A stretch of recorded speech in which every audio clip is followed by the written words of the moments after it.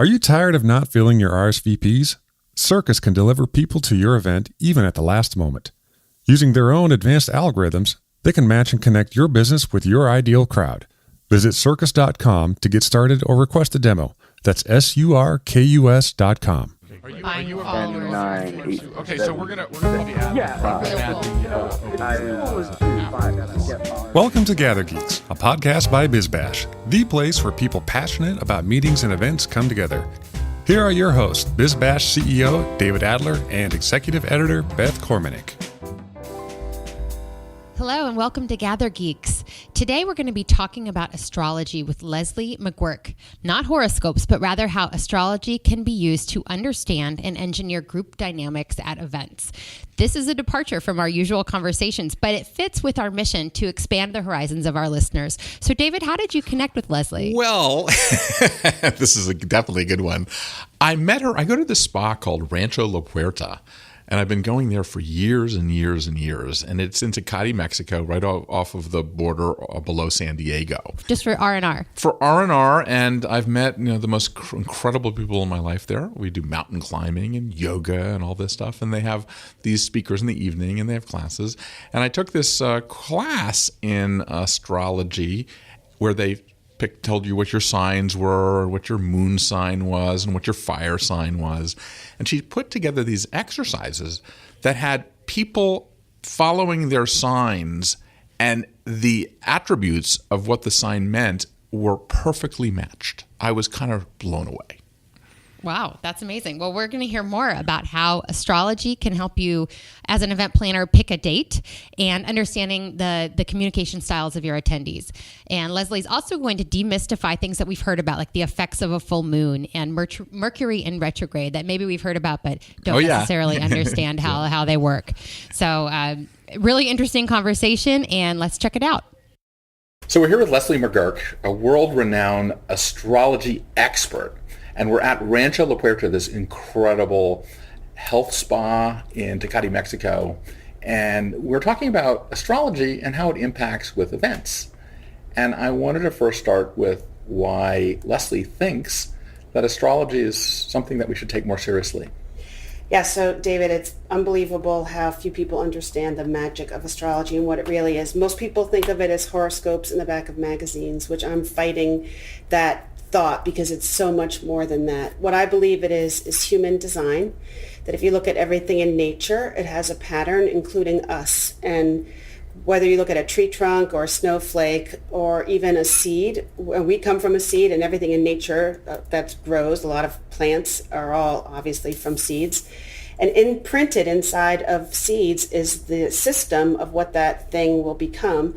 And that is exactly what astrology is. It's the vibrational map of what was above your head when you were born. And a good astrologer can read the energy of the sacred geometry between the planets and how we are set up. So it's the same as like the owner's manual in your car glove compartment. It does not tell you the future. It just tells you the best way to operate your particular vehicle. Because you have free will. You're in charge of what happens. But it's like a giant database over hundreds and hundreds and thousands of years, correct? Yeah, it's been around thousands of years before Christ. And the wise men who found baby Jesus were all called the Magi, and they were following the Star of David, and they were astrologers. If you look up the meaning of the word Magi, it actually means astrologers. And they were considered the wise men of the time. And now astrologers are at the lowest level, thinking that they're writing horoscopes and fortune telling, which is a really horrible disservice to the actual science of astrology. And it used to be you couldn't get a medical license unless you knew how to read a chart. Most people don't know that. And it's kind of like AI, artificial intelligence, in a sense, the database of artificial intelligence, the way you're explaining it. Yes, exactly. And I think one day we will have complete proof that there is a lot of science behind astrology. And there was an article in The Economist magazine in November of 2015 that basically was not talking about astrology at all, but talking about the planet Jupiter, and that they have done studies that there is a vibrational energy that comes off that planet that can be registered here on Earth. And if you just take the moon, which regulates every body of water on the planet, and we are 90% water, there's a correlation. The moon does not make you crazy during the times when it's full, but definitely things are more heightened. So there's an influence, and that's all astrology is. It's just a navigational tool. And it's always been, the sky has always been a navigational tool for people who are in ships. How did they get around? They followed the stars. So why do we as modern men in 2017 think that we're still not affected by this whole cosmic universe? We are all part of this giant dance of the planets and the stars. And to me, it's one of the greatest, most creative things on this earth is astrology. So let's jump into our world, which is events. And let's first start off with planning your event on a certain time frame. Does that change how you should plan an event? Well, it's one way to make sure you have the best outcome. Do not pick a day when the energy of that time period is more contentious. And how do you judge that? Okay. Well, that you need to go to an astrologer to figure out the weather. It's basically weather patterns. Okay. You're not going to plan your wedding during a time when you're going to have a heavy rainfall.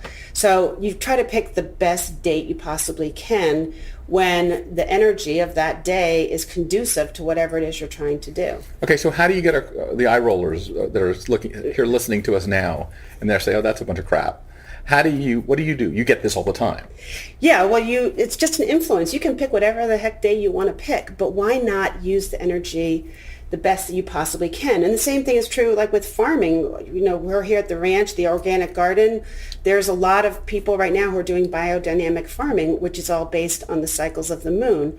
So if you can pick the best time to plant your seeds, why not think about that, extrapolate it out to doing an event? Why not plant your seed for your event during a time when the energy is the best for that? Well, how do you pick the energy for an entire group of people? It's more about think of an astrologer as a meteorologist.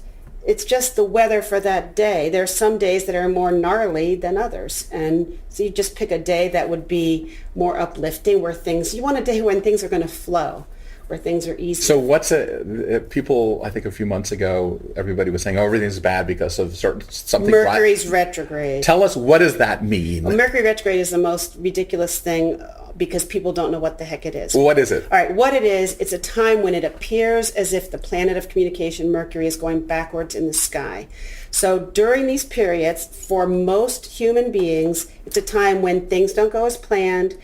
So planning an event during Mercury retrograde is probably not the best time because 80% of the population is not in sync with those time frames. I was born during Mercury retrograde, so it's the best time for me. When is that? Well, it happens at random times throughout the year for a couple weeks each year. So for people who were born during Mercury retrograde, that is when you go forward. And for everybody else, it's a time when you want to put your car in reverse and sit back a little bit. But there's nothing negative about it. It's like telling someone who's got a car, well, you should never put your car in reverse. Well, that's ridiculous because you need to get out of the driveway. And so it's a time that's better for reflection. It's just, and I wouldn't say don't do an event during Mercury retrograde. Just know it might be a little bit funkier, but not necessarily bad. I don't think there's anything inherently good or bad about anything. Same with weather. Is it bad that it's raining? No. Well, it's bad for your event. Maybe. Because people won't show up. Maybe. So an event organizer is like looking for the weather, everything they possibly can. Like you were trying to control the weather. Right. So astrology is just an added piece that can give you maybe 10, 20% better leverage to have the best outcome possible. Is the moon, full moon or not full moon have something to do with it? Yeah, well, I think so. I think full moon times are great for having things be more memorable and heightened. So that's one thing to look for. I would say if you're doing an astrology event organizer, I would pick a full moon. You would pick a full moon. That's your. Okay. I would, because everyone's going to be revved up and excited, and everything's more heightened. So you want people to leave your event feeling as if their life was changed. So why not use the full moon energy? And that would be one of your Leslie rules for using astrology for event organizing. For picking a date. For picking a date. Yes, that's what I would do. Okay. How about for planning an event? What kinds of things in astrology would you, other than the date, okay. What are the types of things? Like, we're going to make up your rules as we go here. All right. So I'm fascinated by group activities and using astrology to get people unified and having fun. So what I would do is, using metaphor, I'll explain it, you would basically divide your group of people into different categories, because in astrology there's fire, earth, air, and water. You get people's birth time and you figure out which elements the group falls into. And all the people who are more earthy people would be in one group, all the people who are air together. So you, David, I've done your chart, and you're fire, fire, fire. So that's where you're most comfortable. But a fire person has a lot to learn from the other groups. So it's a fun way to get deeper into the individual people and yet also connect the whole group as a whole. So let's go back a little bit. So an event organizer, to be really practical, could create a registration form on their invitation and actually have their sign, their reading done sort of automatically, right, if they really know who their attendees are. Yes. Correct? Yes. So on registration, if you put, what would you put your birth date, time, place, and all that. And your time, the place the time that you were born. Right. And someone can read that and Yes. do the analysis of it. Yes. And then divide your whole group into According to the categories.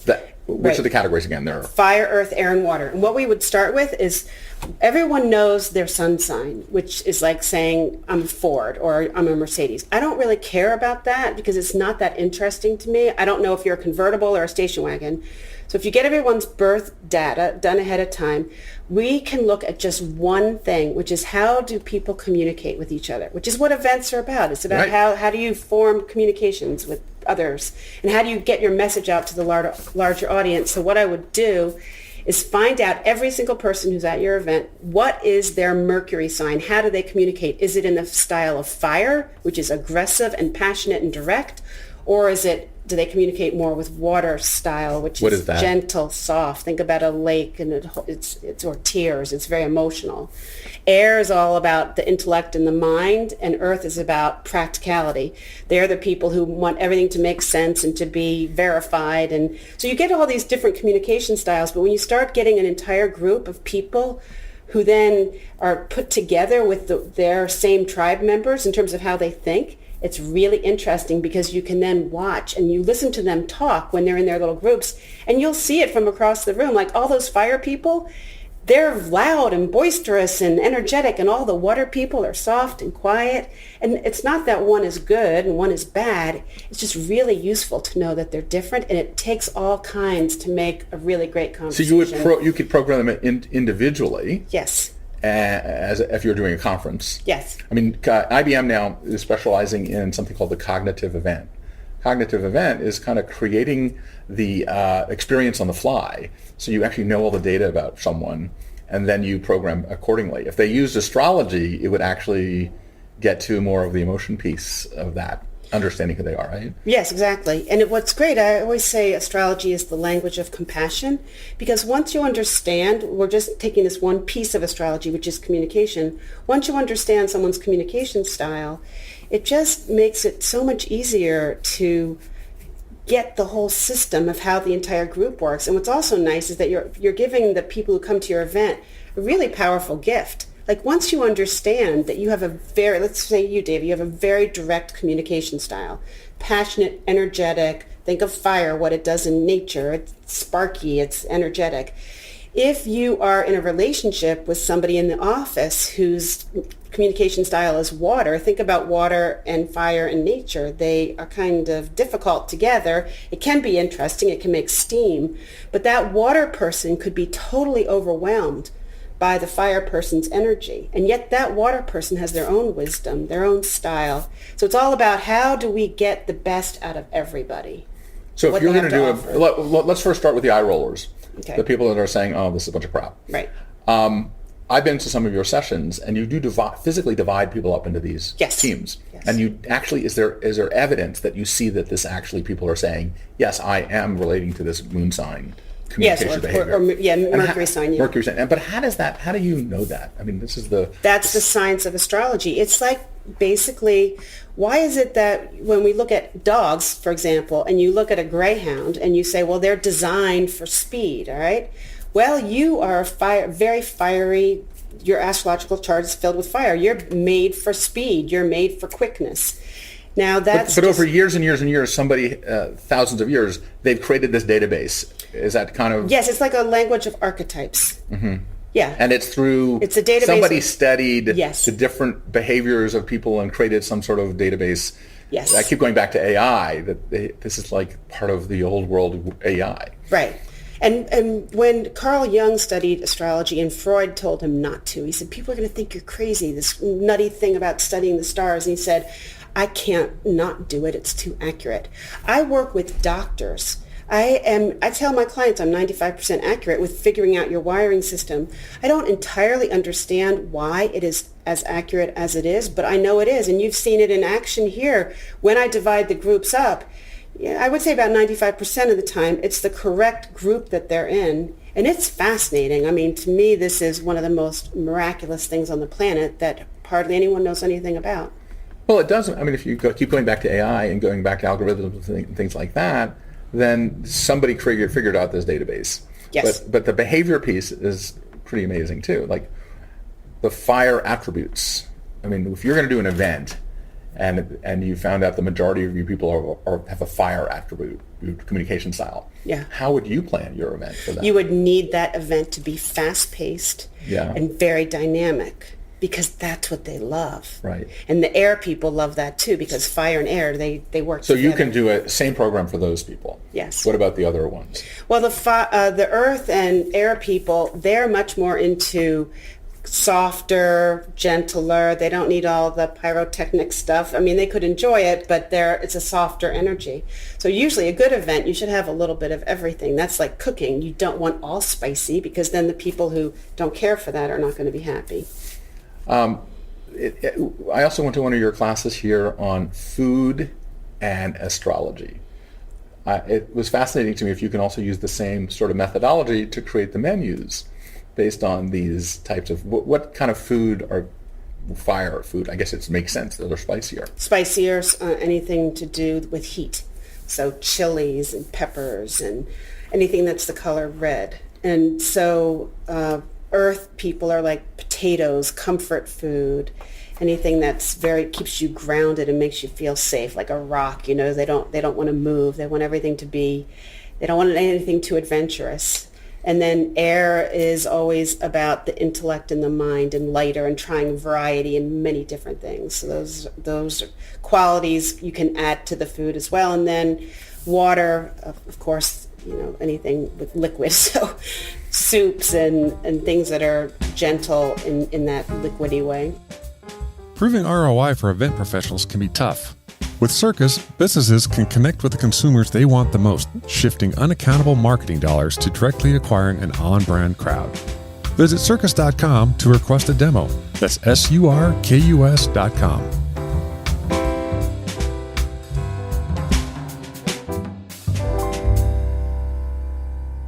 So, as an astrologer, put your marketing hat on now. Okay. If you're a marketer and you want to use astrology for a particular product, how would you sort of advise a brand manager about doing an event based on using astrology? The same thing, pretty much. Pretty much the same thing. The thing is, you thing. don't know who's coming in the door. Let's say if you can't get the data of who's attending your event. It doesn't matter, because basically what we're talking about is the system of elemental design, that there is, on this earth, there is fire, earth, air, and water, and we need to feed all qualities. So if you have an event where you just metaphorically are weak in one area, it's not going to be as strong. So again, get back to the car analogy. You have 4 tires. You want all 4 tires to be properly inflated for your event. So you need the fiery, sparky stuff. You need the earthy, grounded, practical, detail-oriented stuff taken care of. You need the air, the intellectual part for those who are super curious. And then you need the emotional component. You need the people at your event to come out of it feeling as if they were emotionally touched. To me, that's the most important thing about any event, because whether I'm teaching a class here at the ranch or you're doing a big event where, for 5,000 people, at the end of the day, it's about one thing. It's about having them leave your place feeling as if their lives were changed. And you do that through having an emotional experience where you give people a visceral taste of feeling connected with a group. And that's where astrology is so incredibly helpful, because in a really easy, quick way, you can get people out of their heads and you can get them into this sensory world of understanding these 4 elements with no judgment. There is nothing negative about the way that I do astrology. It's all just design. So if you're going to pull this whole thing out, the big takeaway is just really focus on those 4 areas and try to attract each one of those in an even way. Yes. In the world that we're in today, is there anyone that's more fire? Is it all sort of equal? Fire, water, the different 4 different elements? Are people pretty much fall into all those 4? Well, is there one group that's sort of majority? It's rare to find people who are completely missing an element. We have a president right now who has no earth, which is, and Hillary also had no earth, which I think is And I have no earth. You have no earth, yeah, exactly. You're part of the same group. So it's rare, and I have no air in my chart, which is so interesting. But you actually go towards the very thing that you're missing.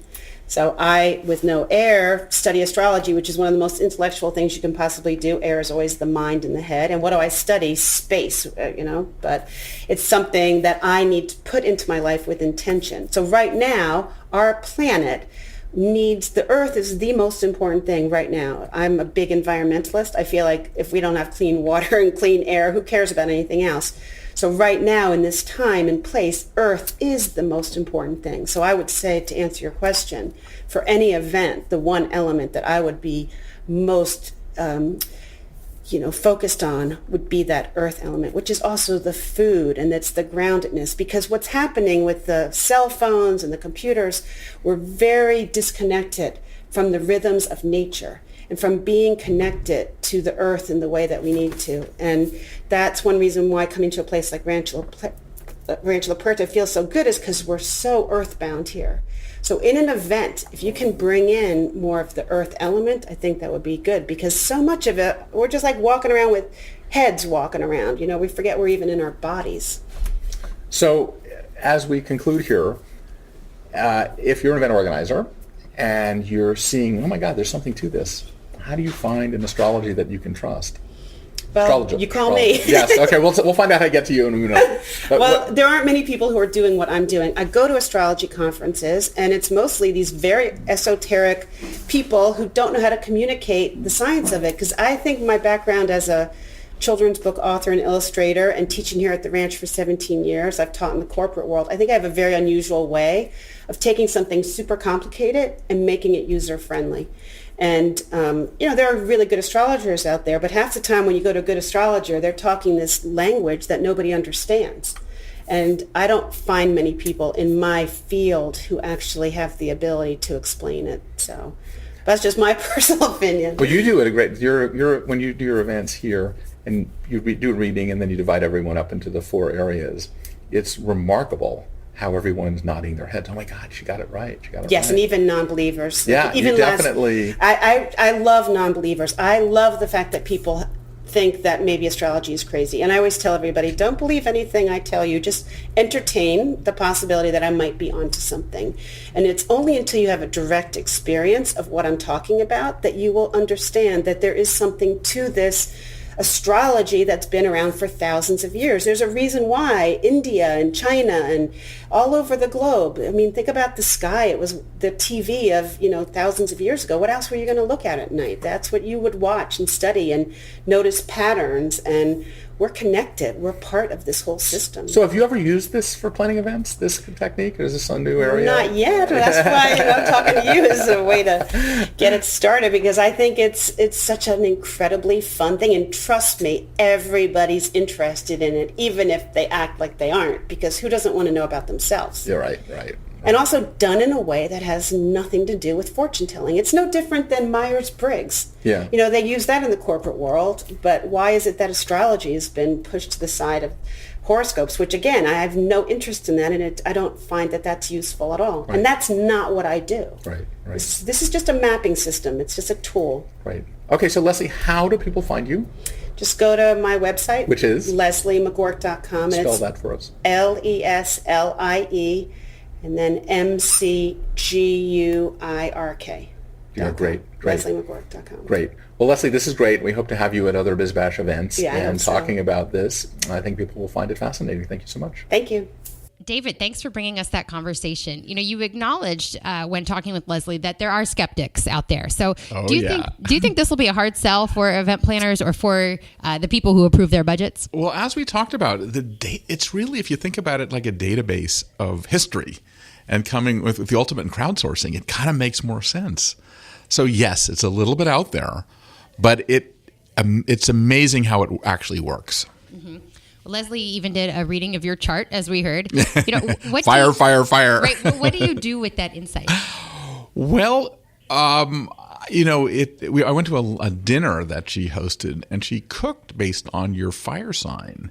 And you actually, the spicier food when you had a fire as your sign, as your earth or fire sign or whatever that is. And it really made a lot of sense. I mean, it turned out to be much more logical than I thought it was. Wow. Well, I hope we don't blow people's minds by this. Well, it's one more tool in the toolkit. It's one more. I mean, Absolutely. Mrs. Reagan wouldn't let Ronald Reagan make a speech unless she checked with her astrologist. Astrologer, I guess is the right way of saying it. Well, there you go. Well, before we sign off, I wanted to remind everyone to join me, David, and the rest of BizBash at BizBash Live New York on October 25th. It's a day full of education and inspiration for meeting and event planners. And we like to encourage people to come with their teams, right, David? Absolutely. Yeah, the whole team. We've had whole teams come in LA. It's amazing how the group dynamic, when a team explores it together, 1 + 1 = 17. There you go. We'll register for that at bizbash.com/events. Thanks for joining us, and see you next week. Thanks for listening to today's episode. If you like what you're hearing, be sure to subscribe to the podcast on iTunes or your favorite podcast app. We can be found on iTunes, Stitcher, SoundCloud, Player FM, Google Play, and Pocket Cast. Be sure to leave us a rating and review. It helps others discover the GatherGeeks podcast. We'd also love to hear from you. You can leave feedback on Twitter at GatherGeeks or leave us an email, GatherGeeks@bizbash.com. We hope you'll join us again for the next episode of GatherGeeks. Until then, gather on. Invest in yourself and your staff with self-paced online event education designed to fit into your busy schedule. Subscribe to the Event Leadership Institute for only $25 per month and gain access to an extensive on-demand video library of classes, as well as interviews with industry leaders. Best of all, you can watch classes in small pieces or all at once. For more information, visit eventleadershipinstitute.com.